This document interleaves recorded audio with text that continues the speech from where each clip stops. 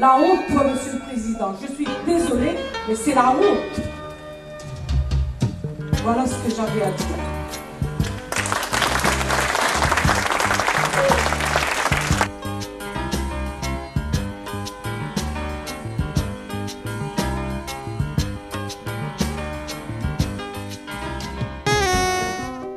Comme convenu à l'occasion de la signature des protocoles vendredi, le travail a repris ce matin. Donc tout le monde a regagné son poste de travail ce matin.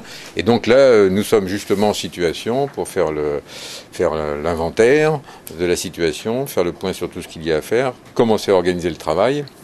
Et puis ensuite, voir comment nous allons pouvoir et à quel moment réouvrir au public pour reprendre des relations efficaces avec nos assurés sociaux. Eh bien, on est ensemble dans le même caca. Voilà. C'est pas le même cas, c'est le même caca. C'est un accueil, disons, plutôt pour l'instant d'urgence, de telle sorte que certaines situations puissent être prises en compte immédiatement. À ces services, non seulement de voir des chiffres de la délinquance depuis plusieurs années diminuer, qui leur a permis de faire face dans d'excellentes conditions à un conflit social qui aurait pu dégénérer, parce que des voyous, des casseurs ont cherché à transformer le mouvement social en un mouvement de violence, et puis qui a permis aussi récemment l'arrestation d'un individu qui avait cru bon de s'évader de la prison où il était. C'est un travail formidable qui a été fait par tous les acteurs de la sécurité, qu'il faut savoir saluer, parce que la première des libertés pour les Réunionnais, c'est leur sécurité, et que l'État met les moyens, des moyens efficaces pour veiller à la sécurité des Réunionnais. L'encadrement militaire, c'est être un outil tout à fait précieux au service de la jeunesse, de son insertion comme citoyen dans la société et évidemment de son insertion professionnelle. Donc on ne peut que se réjouir de cette bonne santé du SMA et surtout de pouvoir dire aux jeunes Réunionnais que dès les années suivantes, dès les années et les mois qui viennent, eh bien, ils vont être plus nombreux à pouvoir bénéficier de ce dispositif. Il y a un problème là. Ne montez pas la pression parce que ça ne sert à rien. Mais vous, on vous a fait les propositions. On vous a dit noir sur blanc, dans l'émotion, ce qu'on veut. On veut que la Réunion avance. On veut que les Réunionnais aient un travail. Je suis désolée. Assez cette politique familiale. Assez ces politiques copains-copines. On a dit qu'on est des Réunionnais. On a dit qu'on applique la loi de 2005. Qui dit agent, intégration au bout de 6 ans.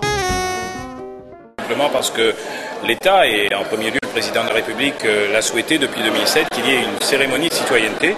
Et je n'ai pas peut-être pour habitude d'applaudir les décisions du président de la République, mais celle-là je trouve qu'elle est tout à fait bonne parce qu'elle est citoyenne en effet et qu'elle resitue les responsabilités des uns et des autres.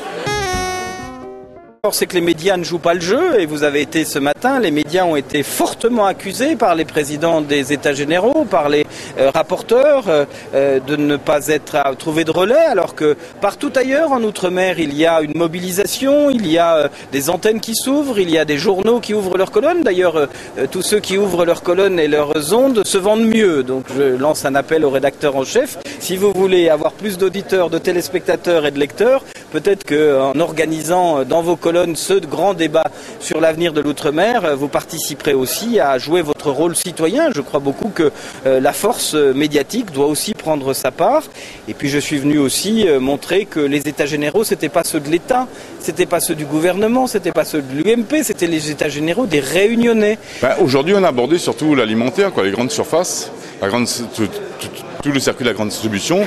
Et ce qui est dommage, c'est qu'au niveau du pouvoir d'achat, il n'y a pas que la grande distribution, Il faut faire baisser les assurances, les banques, la téléphonie, Internet, les mutuelles, le coût de la santé à La Réunion qui est exorbitant, où les gens ne peuvent plus se faire soigner ni les dents, ni s'acheter des lunettes. Donc on trouve un peu regrettable que la séance soit aussi courte. Moi je suis un socialiste, je ferai mon devoir comme prévu. Il y a eu des démarches à l'intérieur du parti que d'aucuns ont regretté, où on a l'impression qu'il faut encore que tous décident à Paris, alors que nous savons très bien que nous avons des particularités. Bon, moi je n'ai pas à juger les déplacements des uns et des autres. Je le dis, je crois qu'il faut éviter tout parisianisme dans ce genre de manifestation. Mais écoutez, nous avons des camarades de métropole qui viennent, qui peuvent venir soutenir d'autres ici.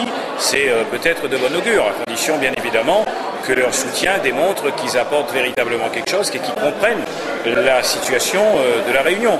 Moi, ce que je veux dire, c'est qu'il y a à comprendre la situation de la Réunion, de l'océan Indien et de tous les outre-mer demain. En tout cas, ce que je peux dire sur les européennes, c'est que c'est un scrutin très compliqué.